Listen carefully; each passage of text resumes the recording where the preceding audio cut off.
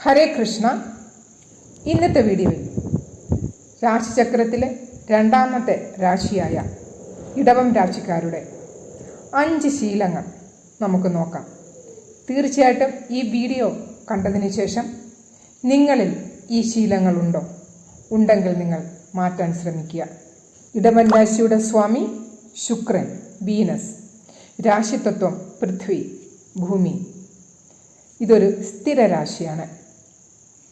സുഖം അനുഭവിക്കാൻ ഇഷ്ടപ്പെടുന്നവരാണ് ഈ രാശിക്കാർ.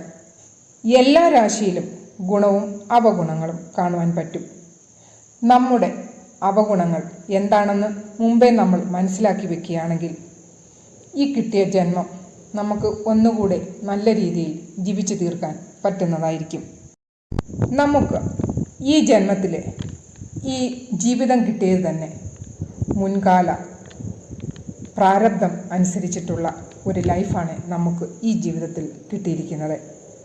അതുകൊണ്ട് അതിൽ സംതൃപ്തിയടഞ്ഞ് നമുക്ക് ചെയ്യാവുന്ന രീതിയിലുള്ള പ്രയത്നങ്ങൾ, കഠിനാധ്വാനങ്ങൾ നല്ല രീതിയിൽ ചെയ്തുകൊണ്ട് ജീവിതം മുമ്പോട്ട് നയിക്കുക. ഇടവം രാശിക്കാർ തീർച്ചയായും ഈ 5 ശീലങ്ങൾ നിങ്ങൾ തീർച്ചയായും മാറ്റേണ്ടതാണ്.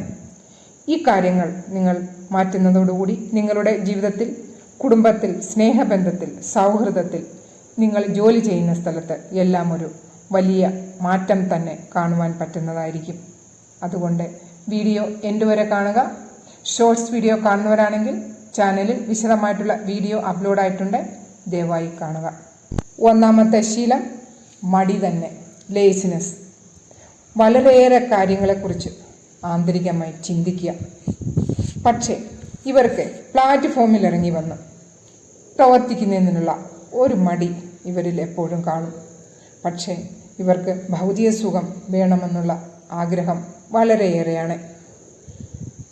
പിന്നെ ഇവരുടെ സ്വഭാവം മൂഡ് സ്വിങ്. ഇരിക്കുന്ന ഇരിപ്പിലായിരിക്കും നിങ്ങളുടെ സ്വഭാവം ചേഞ്ച് ചെയ്യുന്നത്. അതും മടി കാരണം കൊണ്ട് തന്നെ. അതുകൊണ്ട് എല്ലാവരും നിങ്ങളിലുള്ള ഈ മടിയൊന്നും മാറ്റിവെക്കുകയാണെങ്കിൽ നിങ്ങളുടെ ജീവിതത്തിലെ പകുതി പ്രശ്നങ്ങൾ തന്നെ ഒഴിവാക്കുന്നതായിരിക്കും. രണ്ടാമത്തെ ശീലം, എപ്പോഴും ഇവർക്ക് കംഫർട്ട് സോണിലിരിക്കണം.